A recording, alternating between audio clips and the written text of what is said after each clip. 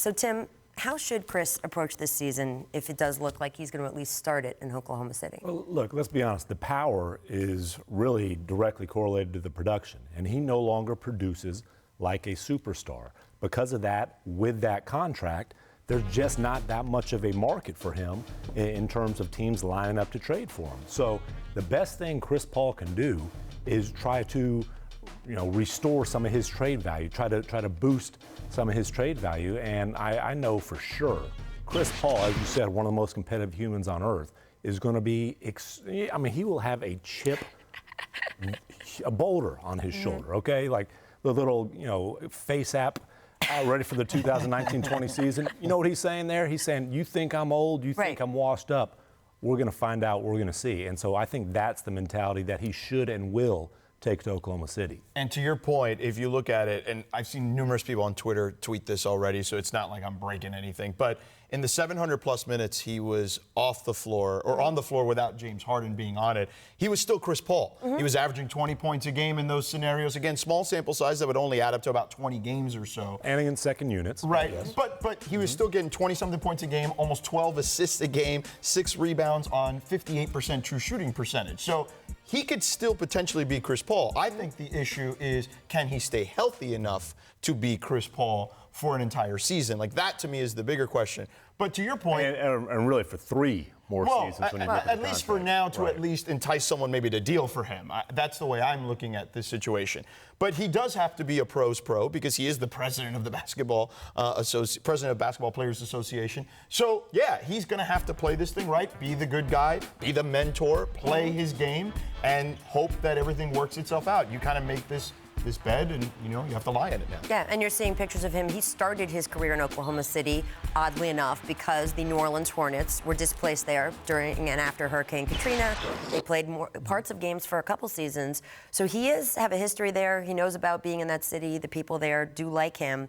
It's still not what he pictured for this point in his career. He didn't have children then. He has kids who he's now moved schools, 3 times in 3 years or something like that.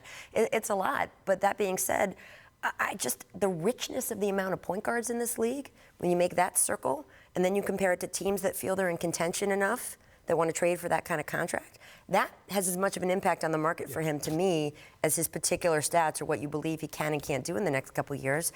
This all happened late in the trade season and the free agency season of the NBA. Teams are largely set, and they have their guys. And not only that, but the reality is that you win in this league with wing players. Point guards are necessary. As you mentioned, we have a ton of them, and we have a treasure trove of them. But you win in this league with great wings. And when you have a guy at point guard, as you mentioned, with all the depth, who's getting older, that's just not necessarily a winning formula. He could be a final piece to a puzzle, but he's not the piece to the puzzle. And the other thing here is Chris Paul wielding his power as president of the Players Union has diminished his power in terms of being able to influence where he plays now, because he was able to get that, that 4th season, really, he was able to get 5, but got that 4th season at $40-some-odd million, and that drastically reduces not just his trade value, but like you said, I do wonder, fact though, that Oklahoma City probably would have to give up a pick or picks to move the deal. If his deal was a year less, I still think there would be a little bit of all of this going on. A little bit, but it's a $45 million difference, and it's a full year of a max slot difference on a cap. Look, there was a lot of talk about Miami with him, and I'll say this, and I'm not reporting this, I'm just speculating, but if I'm Pat Riley, and I feel like I know Pat Riley pretty well after all these years, I'm saying to Oklahoma City, I'll take Chris Paul, but give me those 2 picks that are mine back, right? Like that's what I would want. And there's no way Sam Presti's doing that, so I can understand why that deal never got done. Yeah, absolutely. And that is a team, by the way, that I could see getting enough of a benefit out of Chris, pairing him with Jimmy Butler, that might move the needle for them enough to be incentivized to make a decision. But again, how incentivized are you right now? They're going to let it sit for a couple months and see what the market is. Yeah, maybe it depends on how the Heat look for the first 2 or 3 months of the season, to whether they feel like, hey, we've got a legitimate shot if we can get a guy like Chris Paul to come out of the East this season. Right, because Pat Riley, unless it's going to be a situation where he thinks he can get to the finals, is not going to sacrifice that flexibility in 2021 when there's going to be all those guys available. Right. And the other thing is, like, look who could be available. Giannis could be available, Kawhi, Paul George, LeBron, Kevin Durant, all those guys could be available. If you're Pat Riley, you're looking for one last big score. that could be it potentially. By the way, that is definitely, we're going to work that into a new jump within the show. Pat Riley looking for one big last score. He's the Godfather. That's 100% happening. Yeah. I just want to point that out. All right, one player who was able to choose his next destination, Kevin Durant, not even 6 weeks from his Achilles injury, but already posting rehab photos on his Instagram as he makes his way back. He's walking. That's not really biking, but whatever that was in the first one. He's swimming and shooting from the pool.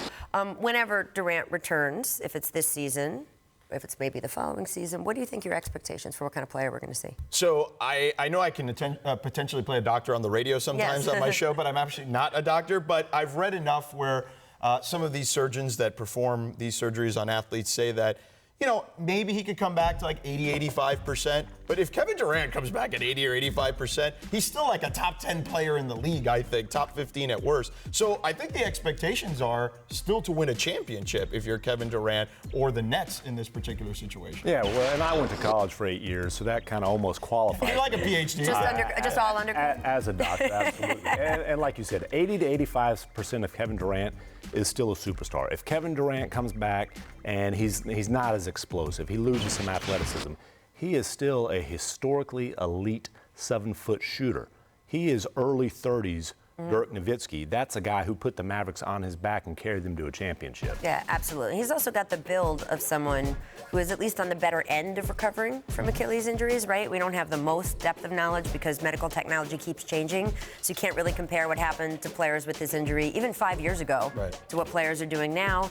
That being said, guys who have the build, like Kevin Durant, tend to recover better, quicker, regain more of their old selves. And he's younger, too, right, than some of these guys. Yeah. So Dominique was a beast, though, when he came back from Dominique is definitely the exception. Yeah, for sure. Thanks for watching ESPN on YouTube. For highlights and analysis, check out the ESPN app. And for live streaming and premium content, check out ESPN+.